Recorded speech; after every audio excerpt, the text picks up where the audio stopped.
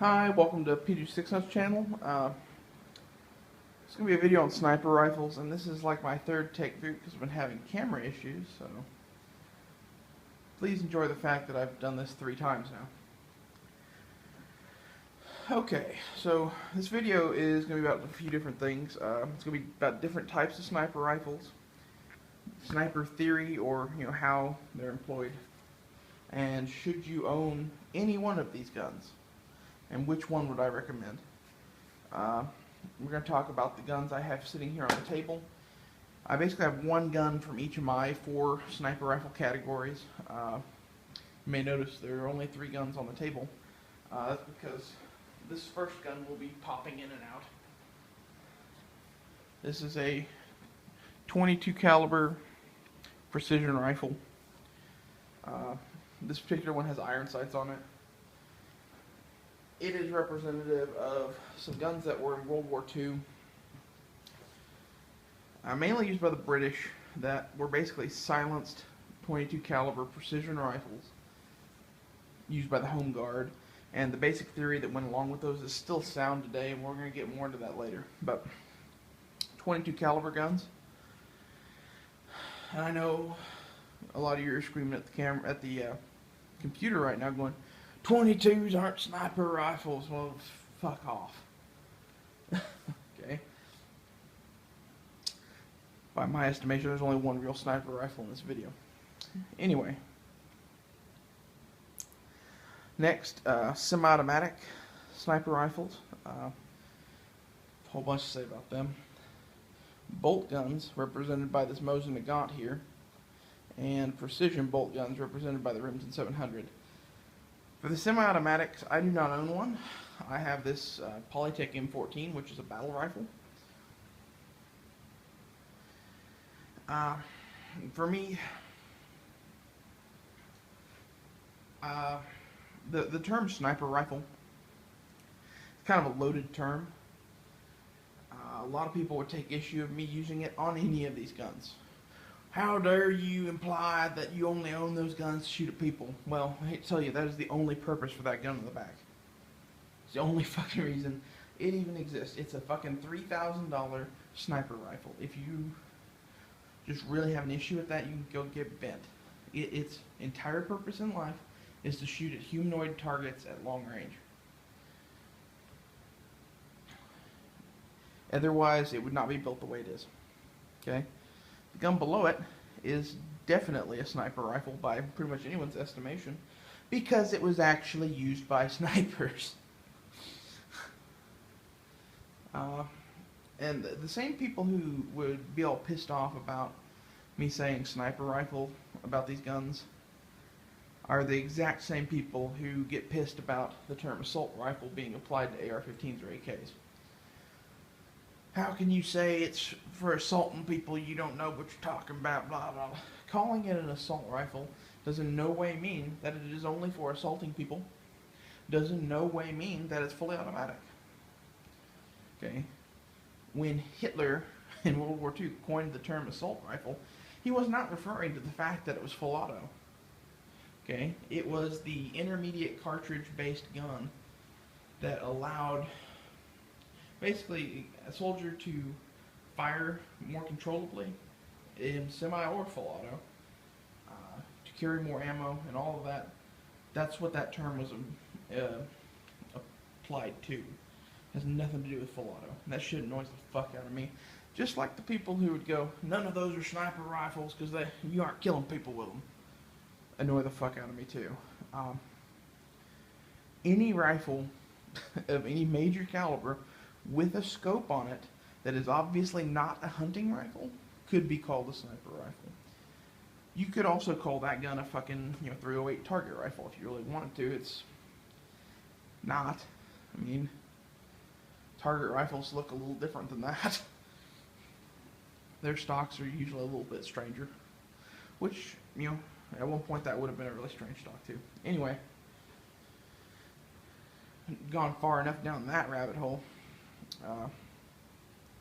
Basically, these are our players. We have a Remington 700 as the precision bolt gun, Mosin Nagant for our regular bolt gun, M14 for the semi-automatic, and our Kimber 22 off stage for the 22. Uh, let's start with the semi-automatic and get it out of the way. What do I think about those? Basically, I think all of the semi-automatic sniper rifles are battle rifles with scopes used as designated marksman rifles. They are not for sniping. Okay, and here in a minute we're going to get into some of those differences in sniper theory, whatever. But for now, we're just going to talk about the guns. And, you know, in my estimation, there's just not much of a use for them, in my opinion. Now, if you were in Iraq, yeah, there's probably a pretty good use for them, especially if you're the occupying force. You should be employing those pretty regularly for yet another thing we're going to talk about in sniper theory, that's counter sniper. Okay? But just, you know, overall, as far as doing the job of a sniper rifle, which, in case you don't know this, a job of a sniper rifle is long-range interdiction of humanoid targets to control a given area with as little people as possible. Okay, if you have some guy with a high-powered rifle sitting up in a high place, picking people off every time they go through somewhere, they aren't going to keep going through that way. You've eliminated that path of ingress to your position. That is the whole point of a sniper rifle. Is a fucking semi-automatic necessary for that or good for that? I think it's definitely in the tool bag. I don't think it's your number one choice though. You're not, you know, doing high volume of fire to do this. You're taking one or two shots extremely accurately at some extreme ranges. That is the characteristic of the gun in the back, not the gun in the front. Okay. So next, you have standard bolt action gun scoped. Yet again, I think this is another tool in the bag, and for counter sniper, urban sniper, a lot of the stuff we're going to talk about here in just a minute, not a bad choice. Overall, though, it does not do the job as well as the gun in the back. It does it better than the M14, I'll give it that. And during World War II, that gun was probably about as good as you're going to get. Okay, and you can make 800,000-yard shots with that gun. The issue, more or less, with that gun is target identification. The point of that big-ass scope you see on top of that Remington 700, which the big-ass scope there is that Trijicon AccuPoint 5 to 20 by 50. So, big-ass field of vision, really powerful. The whole point of that scope is to see who you're shooting at, select your target carefully, and choose the person who is going to stop whatever it is you're wanting to stop. I mean, if that's an officer or a machine gunner or, you know, maybe a radio man, someone who requires some training, someone who is not just a standard infantryman, that is the point of that gun. And back in World War II, that optic was probably about as good as you're going to get. Okay, as far as something that would hold up over the long haul. They had some more powerful scopes at the start of the war, but between the Spanish conflict in 1939, I think it was, the Spanish Civil War, and the early action in World War II, pretty much proved that those scopes that they started out the war with, which were German designs, were not suitable to field use. They are very nice for plinking on range and whatever, but as far as, you know, being in the mud and the blood and getting banged around, not so good. Which is why they came up with that thing, which is essentially a really beefy rimfire scope today. That's how I would describe it, with a bullet drop compensator. It's magnified iron sights in a lot of ways.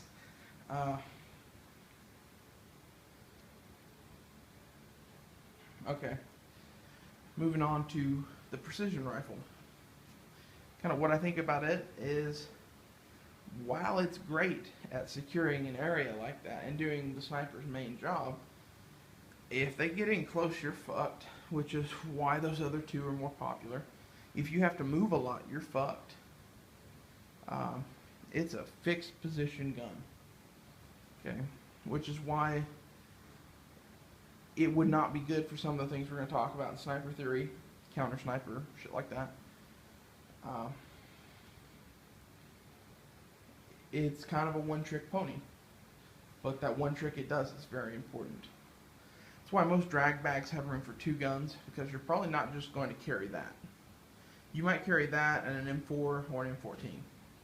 Probably the M14, to be honest with you. That way you have ammo compatibility, and if you do end up going to that thing, you still have some long range capability, even if you have to ditch your other gun. Which the probability of that happening could be pretty damn high. Last but not least, the 22. Let's see where I want to set this.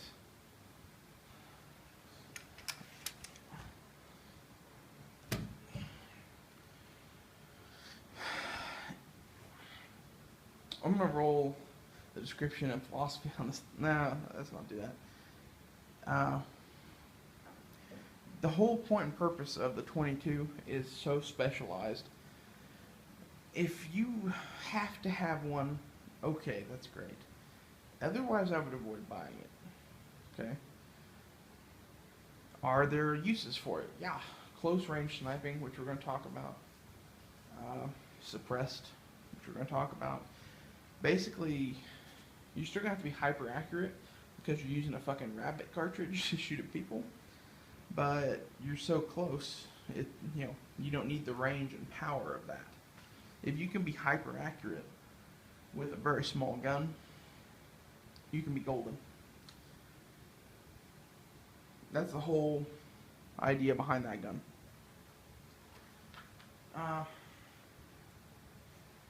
Okay.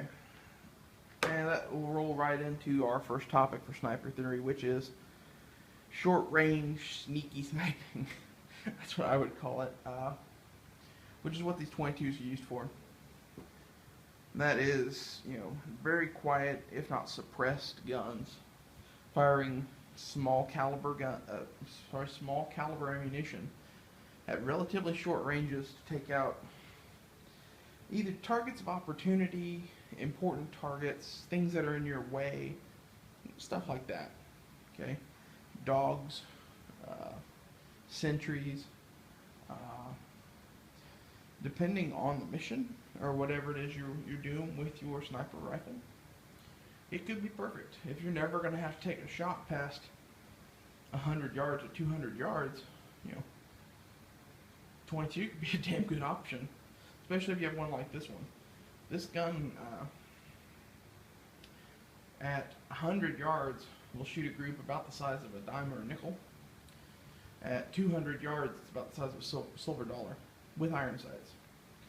You put a scope on that and put a suppressor on that, a 200-yard shot with a gun that you couldn't hear if you were 10 feet away from it, no one's going to fucking find out where the fuck you are. So, there's that aspect to it. And that's where this kind of comes in. Now we're going to go to the opposite end of the spectrum, which is the guy in the back there. Long range interdiction. Basically, you're going to need 2 people probably. You're going to need a lot of practice, ballistics tables, and you're going to need wind flags probably. So this is like a prepared setup in my mind. Someplace that you have put a lot of effort and time into setting up, such as, I don't know, the road into your neighborhood or something. Let's say it has a field on either side of it, and there's the top of a big ass house for you to sit up on and a little hide. Something like that, in the post-apocalyptic shit hit the fan scenario. That's where this gun really comes in, where you can hit people long before they even see you. Handy. I don't know if I'd pick that particular gun for that. I might go with something a little bigger. That gun has a max range of about 1,200 yards. And that's pushing it, to be honest with you. It goes transonic at around 1,100. I've seen people make shots with this out of 1,200 yards, though.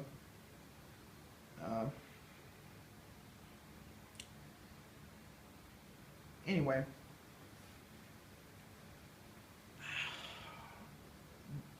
I don't know if I personally would invest the time to be that good with this gun. What I see this gun as being pretty good for is if you're inside of 700 yards, your ass is fucking owned. Okay? And you can move into different positions and shit with this gun and use it at the 500 to 700 yard range very effectively. That's more what I would probably use it for. If I was going to. That's about all there is to really say about that. I mean, that's true sniping, stalking down your target, getting within an appropriate range, and taking him out farther away than he can see.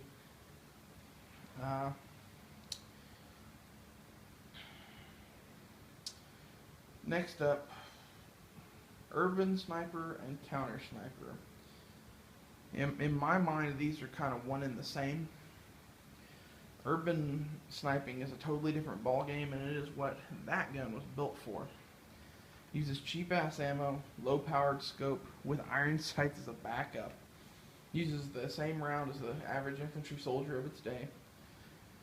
And is just made to be basically a beefed-up, accurized version of that same gun. And by accurized,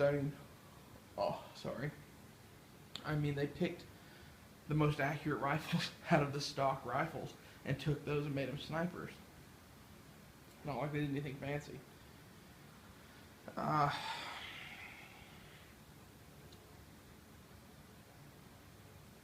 That's what that thing was born to do. And it's a little different than counter sniper. The counter sniper thing is where I see the semi-automatics, the M14s. These are both subcategories of designated marksman more than they are sniper, but they're all kind of one and the same in a lot of people's minds. So with the counter sniper thing, you try to close the distance with him and then overwhelm him with firepower, but yet at the same time you need to be able to hit fairly far because he has such a long arm. I mean, if you try to close all the way with him, he's eventually going to get you. But you could close within 500-600 yards where guns like this are effective. Fucking take him out. Same thing with that. In its day, of course. Especially if you're an occupying force in Iraq and the snipers you're going up against are armed with the M14s are way better. Okay, they're fairly limited in range. I mean, they can make shots, but they can't see well enough to really be the menace that gun could be. So for urban sniper, counter sniper, I'd see more the bolt gun and the semi-automatic sniper rifle as being king. As far as tactics employed and whatever, I'm not gonna get into that in this video. But for the counter sniper, I guess the goal would really be to blend in with the troops that you are protecting and not be the first one shot, I guess, would really be the key. Okay, and now for the final and big question. Should you own a sniper rifle? Probably the thing most of you have been waiting for. I don't think so. I think of all of the guns to own, that is being pistol, shotgun, assault rifle, battle rifle, I would say the sniper rifle is the next category, and it is last on the list. If I were going to buy one sniper rifle, it would probably be that Mosin sniper, mainly because it's still very good at certain things, mainly the shorter range urban sniper type work that I talked about fairly at length. It uses pretty cheap ammo. And I see that sort of thing as being the more necessary of the sniper roles. If you want to build that great big precision long range setup you see in the back, that's great. I think it's pretty cool. Obviously I own one, but I kind of think if you have as many guns as I do, you're almost kind of obligated to have a sort of sniper rifle somewhere in there. Something that can hit further away than the rest of your guns for sure. But if you only own like 5, 6 guns, there's no reason to worry about spending, $3,000 on a sniper rifle. There's a whole lot of guns I'd get before I got that gun. That's kind of where I see this whole philosophy thing with the sniper. Now there is another way to go, and that is, you get that gun and a handgun and consider yourself good, because you have, 50 yards and out covered in a big, big way, and 50 yards and in covered in a pretty good way. I would probably add an M4 to that, personally, or a shotgun.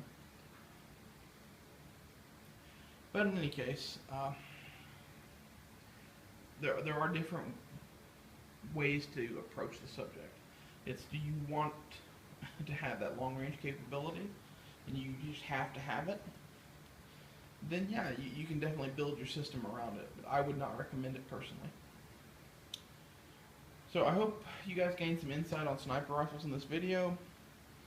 I may try to make some more videos about different subjects in here. If you really want to know about long range shooting, there's a series on YouTube. I don't remember what it's called.